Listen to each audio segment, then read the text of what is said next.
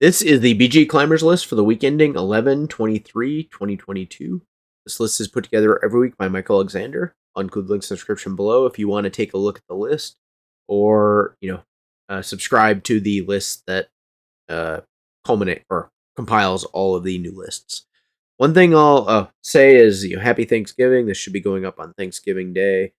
Hopefully you're having a good break from work and time with your families. Also, Elden Ring is doing a 10-day Kickstarter. Elden Ring, the board game. It's doing really well, as you would expect. It's by Steamforged Games, and they tend to do pretty well. So, and it's got Elden Ring behind it. So I think it'll be a hit board game, at least in terms of Kickstarter, and hopefully it's going to be really good when it comes out. So let's start off with number 10. So we have Fun Facts here. So Fun Facts, it looks like kind of a party game, fairly lightweight. I'm not expecting huge ratings from it, but let's just take a look at the game. It has a watch it played instructional video, so they must have expected this to do pretty well. I mean, it is hitting right before the holidays, and this is probably going to be the first holidays in a while that a lot of people are getting together. I mean, even the people that may have not gotten together the last couple years will probably get together this year.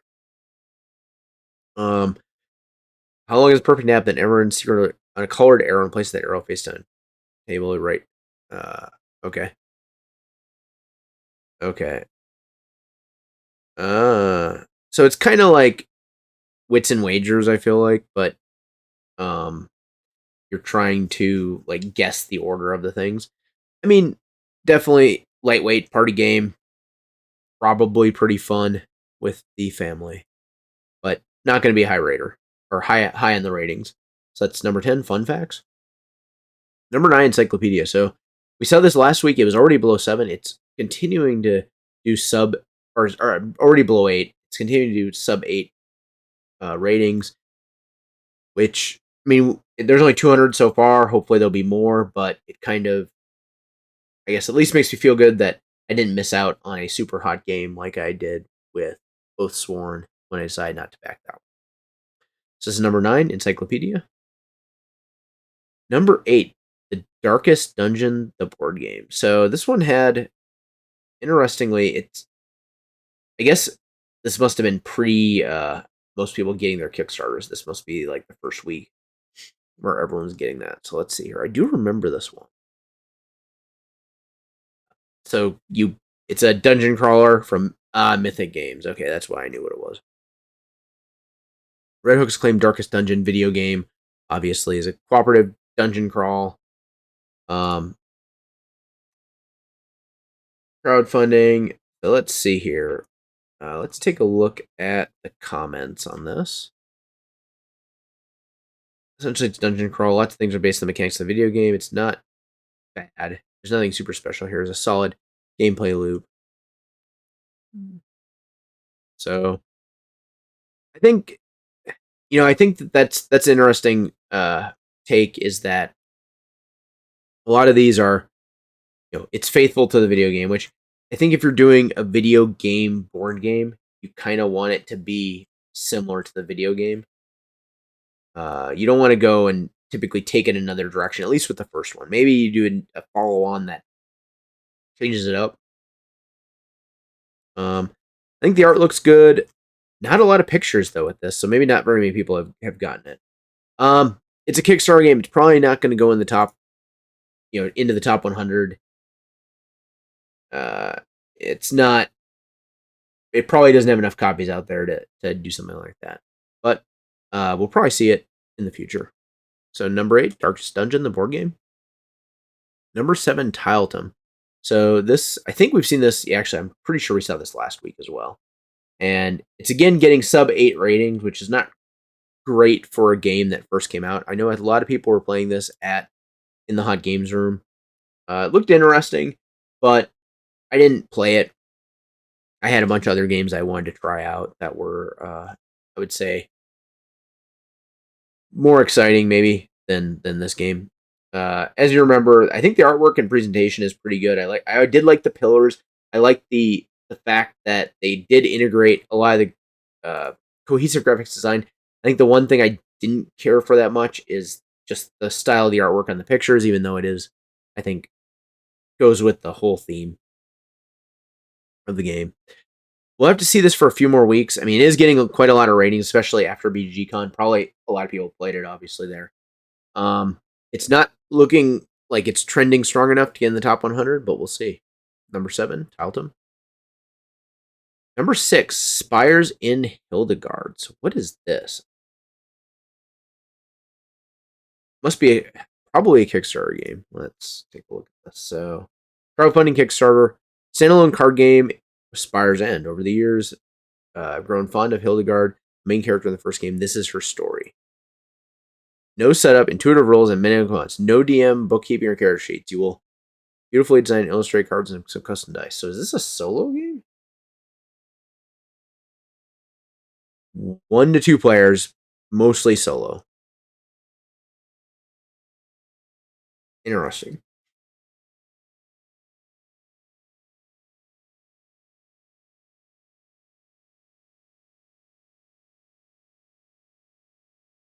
I mean, definitely the presentation looks decent. Not too complex, probably going after, it looks like a number of people have it, and it seemed, or at least are selling it. One Stop Co-op Shop. So this one just probably came out. It's, I guess, a choose your own adventure style gameplay, exploration, choose your own adventure, which I think works out pretty well if you're a solo. Like if you're just a normal solo gamer and you want to explore and do fun stuff and play a game, I think that works. Let's see what the comments are.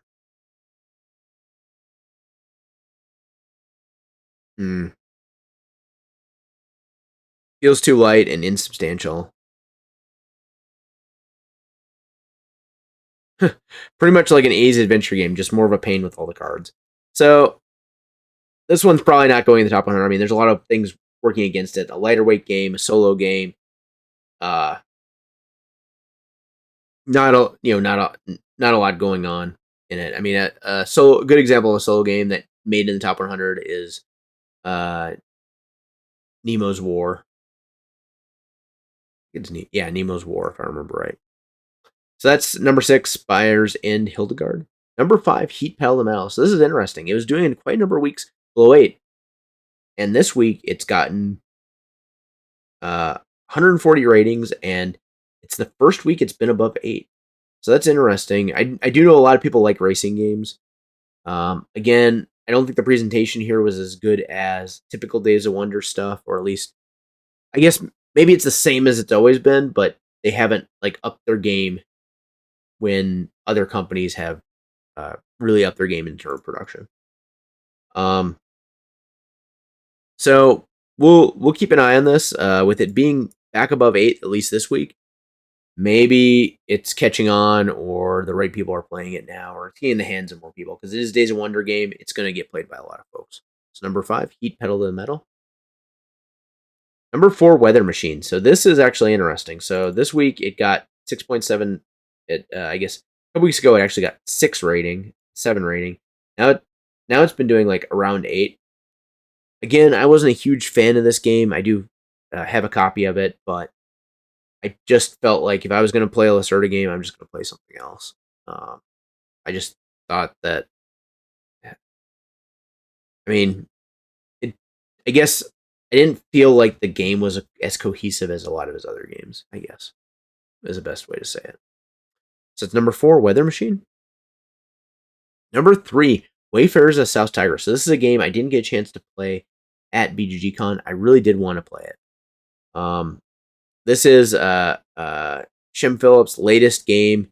Now he's doing South, so he did, what was it? North, West, East. Is it in East yet? Maybe it's South, and then maybe he'll come back and do East. Again, graphics design, the artwork looks amazing. It's got all the same sort of symbols as his previous games. This one, I believe you're trading on the South Tigris, and you're building. What was it? I think you're building Yeah, crowdfunding, Kickstarter, tabletop. So you're drafting cards. Player with most victory points, obviously. From mapping the land, water, and sky. Okay, so I guess you're exploring in a Euro game. And you're discovering new lands and other stuff. I think this game's going to do really well. Is it a top 100 game? We'll have to find out. I mean, it's coming from Shem Phillips. His games tend to be, if they're not going to be top 100, they're probably going to be top 250 at least. So, and this is one of his heavier games, 3.65. So I think that's even heavier than like Paladins of the West Kingdom. We'll definitely be keeping an eye on this, and I really do hope to get a chance to play it sometime soon. Wayfarers of South Tigris, number 3. Number 2, Wingspan Asia. So this is rocketing up the charts. I think it's genius to make an expansion that adds a solo mode or a 2-player mode that people really, I don't know, the 6 to 7 player, I just don't see playing it, but maybe. Who knows?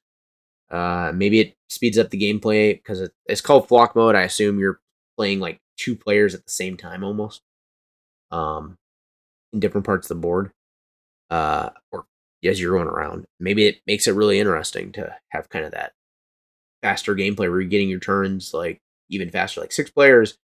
If you're able to play 2 turns simultaneously, then you're kind of getting a turn every 3 players, which would be like playing a 3-player game, which is fairly quick for Wingspan.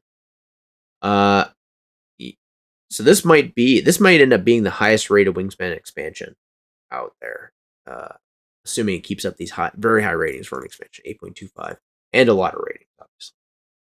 So that's number 2, Wingspan Asia. I probably won't be in the top 100 just because it's expansion.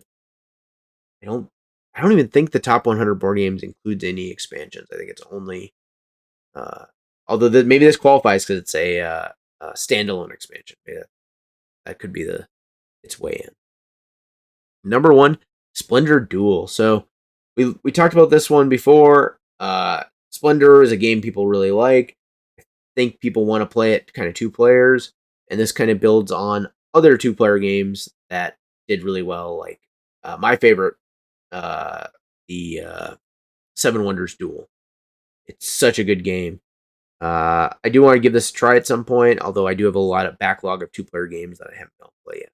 So we'll see how that goes. So there you have it. That is the BG Climbers list for the week ending 11/23/2022. If you like this video, please like and please subscribe, and please take a look at our other videos. Thank you.